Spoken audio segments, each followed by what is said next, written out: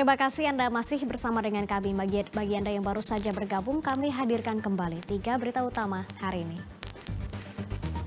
Seorang warga asal Klaten yang hendak mencari ikan di sungai malah menemukan seekor buaya. Meski harga cabai dan bawang anjlok, namun pedagang di Pasar Johar Kota Semarang sepi pembeli. Warga suarakan dukungan untuk kota kosong melawan calon tunggal bupati dan wakil bupati Banyumas.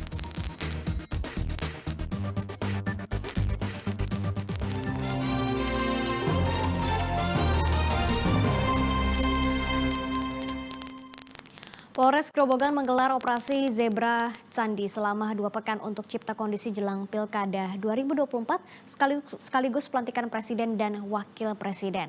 Pada operasi tersebut polisi akan mengedepankan edukasi dan persuasif. Apel gelar pasukan di Mapolres Grobogan pada Senin pagi sebagai tanda dimulainya operasi Zebra Candi. Operasi tersebut akan dilaksanakan hingga tanggal 27 Oktober 2024. Operasi Zebra dilaksanakan untuk meningkatkan disiplin berlalu lintas menjelang Pilkada serta pelantikan Presiden dan Wakil Presiden. Meski polisi mengedepankan edukasi dan teguran persuasif, namun demikian tilang elektronik tetap diberlakukan. Diharapkan operasi Zebra dapat menurunkan jumlah pelanggaran lalu lintas sehingga angka kecelakaan lalu lintas juga menurun. Jawa Tengah tanggal 14 Oktober 2024 sampai dengan 14 hari ke depan kita laksanakan operasi Zebra Candi dalam rangka menciptakan kondisi Kamtipmas terutama di dalam pelaksanaan berlalu lintas masyarakat. Ini dilaksanakan menjelang Pilkada 2024 yang Kita beralih ke informasi lain. Pada Minggu siang, Menteri Pertahanan dan juga Presiden terpilih Prabowo Subianto bertolak ke Solo untuk bertemu Presiden Joko Widodo. Ia pun dijemput oleh wakilnya Gibran Rakabuming Raka. Selama di Jawa Tengah, Wakil Presiden terpilih Gibran juga kerap ditanya soal susunan kabinet hingga persiapan program makan bergizi gratis.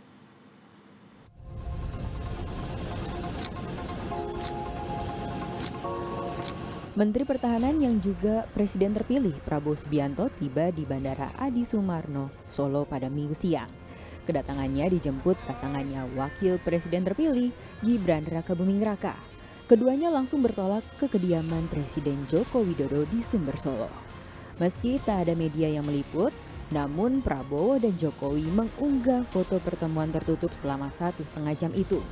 Keduanya menuturkan pertemuan ini untuk bersilaturahmi dan berbincang ringan. Jamuan makan siang itu juga dihadiri Gibran, Iriana Joko Widodo, serta Ketua Harian DPP Partai Gerindra, Sufmi Dasko Ahmad. Sebelum menjemput Prabowo, Gibran sempat ditanya soal penyusunan kabinet di masa pemerintahnya bersama Prabowo. Bertempat di Pasar Ampel Boyolali, Gibran menuturkan soal penyusunan kabinet diserahkan sepenuhnya kepada Prabowo. Penyusunan kabinet sekali lagi semuanya kita kembalikan ke Pak Presiden terpilih. Saya yakin beliau sudah memilih personil-personil yang tepat, personil-personil yang memang ekspertis di bidangnya masing-masing. Ya kita tunggu saja. Yang jelas saya menghormati keputusan beliau dan saya loyal kepada seluruh keputusan dari Pak Presiden terpilih. Kita dukung program beliau, kita dukung keputusan beliau. Ada berapa kementerian? Ditunggu saja. Usai dari pasar, Gibran melanjutkan kunjungannya ke pengolahan susu sapi di KUD Musuk Boyolali. Kunjungan ini adalah bagian dari persiapan program kerja yang ia janjikan saat masa kampanye, yaitu makan bergizi gratis. Ia ingin memastikan jika ketersediaan susu sapi asal Boyolali ini cukup untuk program MBB-nya. Dari pimpinan KUD sudah berkomitmen depan akan menambah kapasitas produksi dan sekali lagi program makan siang gratis ini membutuhkan susu yang banyak. Jadi Boyolali khususnya KUD Musuk nanti bisa menjadi salah satu partner strategis. Akan kerjasama khusus? Oh ya pasti. Yang jelas program ini harus melibatkan banyak stakeholder. Saat ini pabrik pengolahan susu di Boyolali, KUD, Musuk ini baru bisa memproduksi 42 ton susu sapi setiap harinya atau baru 20% dari kebutuhan susu nasional saat ini. Ya kan kurang, kita kan susu tingkat nasional itu kebutuhan kita baru tercukupi 20%. Baru tercukupi, jadi pemerintah masih impor dari luar. Kabupaten Boyolali merupakan salah satu penghasil susu sapi terbesar di Jawa Tengah dan Indonesia. Di Kecamatan Musuk saja ada 6 hingga 7.000 sapi perah. Namun yang baru bisa memproduksi susu hanya 4.000 ekor sapi karena sisanya baru anakan sapi perah. Tim Liputan melaporkan.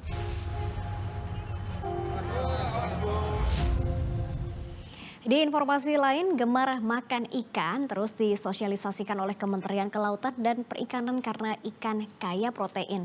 Lauk ikan juga diharapkan menjadi salah satu menu utama dalam program makan bergizi gratis yang merupakan program Prabowo Gibran.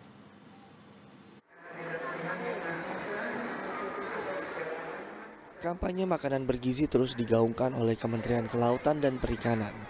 Salah satunya di Kota Solo dengan menyasar siswa sekolah dasar. Kampanye tersebut diikuti oleh 1.000 anak di Pura Mangkunegaran, Solo pada Minggu siang. Kali ini pelajar sekolah dasar disajikan menu utama ikan serta olahan makanan berbahan ikan dalam bentuk makanan beku.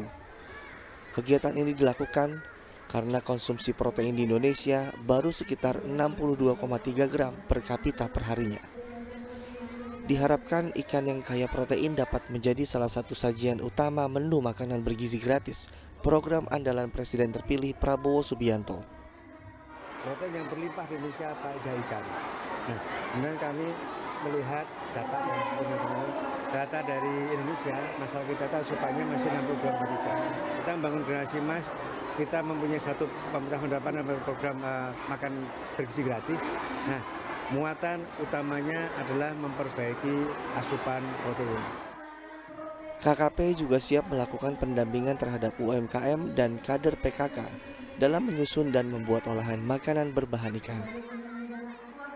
Heri Prasetyo melaporkan dari Solo. PKK, masyarakat, dan ponpes di kota. Harga bumbu dapur seperti cabai dan bawang di pasar tradisional di Kota Semarang anjlok. Meski harga cabai dan bawang murah, namun daya beli masyarakat masih rendah. Harga komoditas cabai di pasar tradisional Johar, Kota Semarang turun drastis. Harga cabai keriting merah yang semula dijual seharga Rp35.000 per kilogram, saat ini harganya hanya Rp13.000 per kilogram. Begitu juga dengan harga cabai keriting hijau yang semula dijual Rp25.000 per kilogram, kini hanya Rp15.000 per kilogram. Harga cabai merah besar juga turun Rp20.000 per kilogram. Sementara cabai rawit merah harganya turun Rp10.000 dari harga semula Rp50.000 per kilogram menjadi Rp40.000 per kilogram. Menurut pedagang, anjloknya harga cabai karena saat ini petani memasuki masa panen raya. Meski harga cabai murah, namun daya beli masyarakat masih rendah. Kan harga murah ya Bu ya. Pembelian gimana Bu? Meningkat atau justru turun? Turun. Biasanya 5 cuma 3 kilo jadi 1,5. Itu kenapa ya Bu ya? Ya karena orang belinya itu Sepi ya, berkurang ya Bu. Tak hanya komoditas cabai, harga bawang juga anjlok di pasaran. Harga bawang merah kini dijual Rp19.000, padahal sebelumnya dijual seharga Rp40.000 per kilogram. Menurut pedagang, anjloknya harga bumbu dapur sudah terjadi selama sepekan. Bisa turun ya karena panen bareng-bareng, panen raya. Panen raya ya Bu. Kalau ini udah berapa harga kayak gini udah berapa minggu ini Bu harga turun? Ini ya 1 mingguan. 1 mingguan. Ya. Jika harga cabai dan bawang murah di pasaran, bisa mengakibatkan petani merugi karena murahnya harga cabai dan bawang tidak sebanding dengan biaya operasional petani. Ali Mustafirin melaporkan dari Kota Semarang.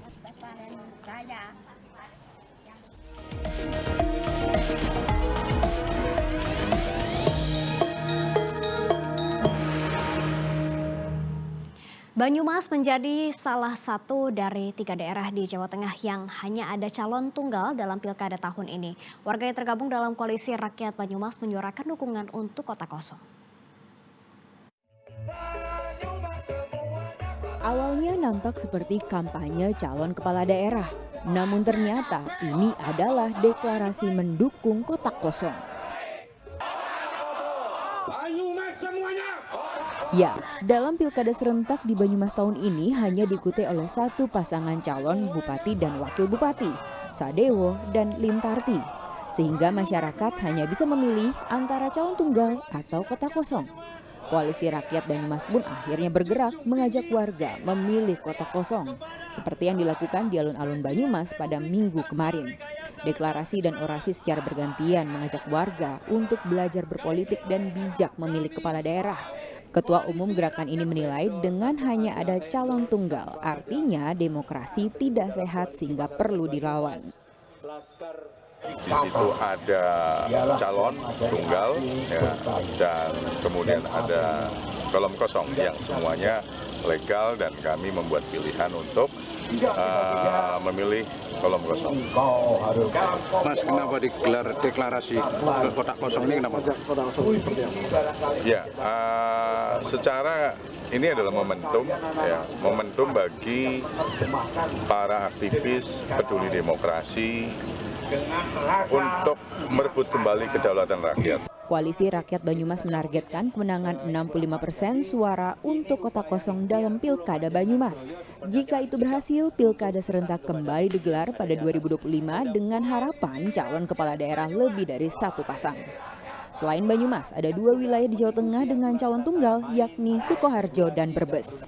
Mardianto melaporkan dari Banyumas. Untuk menggayat anak muda melek politik, sosialisasi pengawasan pilkada serentak di Solo ini menggandeng kartunis. Bawaslu juga memanfaatkan keramaian Hari Bebas Kendaraan Bermotor untuk menyosialisasikan pengawasan pilkada. Bersama-sama kita akan mengawal, kita akan mengawasi pilkada damai dengan penuh rasa. Sosialisasi pengawasan Pilkada Serentak 2024 ini disuarakan saat Hari Bebas Kendaraan Bermotor di Jalan Slamet Riyadi Solo Minggu pagi. Dengan berkostum tokoh punakawan, sejumlah orang berjalan sambil membawa poster pesan pengawasan bersama wajah-wajah calon wali kota dan wakil wali kota Solo, Teguh Prakosa Bambang Nugroho dan Respati Ardi Astrid Widyayanti. Edukasi politik mulai dari politik uang, anti hoaks, hingga hargai pilihan berbeda digaungkan sepanjang jalan. Bawaslu Solo pun sengaja menggandeng para kartunis agar sentuhan seni dalam partisipasi menyukseskan pilkada tahun ini. Mereka mengekspresikan hasil-hasil pesan-pesan kepada masyarakat anti hoax, anti sara, ujaran kebencian itu melalui hasil karya kartun. Dengan demikian tidak hanya di ruang-ruang kuliah, tidak hanya di ruang-ruang pendidikan. Sosialisasi dengan media kartun dan tokoh punakawan juga sebagai cara untuk menarik anak muda agar melek politik. Mendatang itu lebih kreatif lagi biar para gen-gen ini, para generasi anak muda ini semakin semangat dan biar tahu apa itu pemilu gimana dan pilkada itu gimana. Sosialisasi pengawasan partisipasi terus digelar di lingkungan pendidikan hingga ruang publik dengan harapan warga bisa berperan aktif dalam pengawasan pelanggaran-pelanggaran pilkada. Heri Prasetyo melaporkan dari Solo.